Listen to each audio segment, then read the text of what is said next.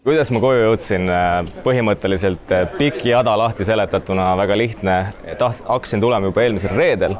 Jõudsin Tel Avivi lennujaama, aga sellel hetkel, kui ma olin pardumas, öeldi, et ei toimu mingit lendu, sellepärast et sõda on hakanud Iraani ja Iisraeli vahel ja kogu lennujaam evakueeritakse. Sellest alates on siis 6 päeva kestnud täielik odüsseia mul ühest riigist teise olnud kinni, olnud pommivarendites ja läbi ime võiks öelda, jõudsin täna siia.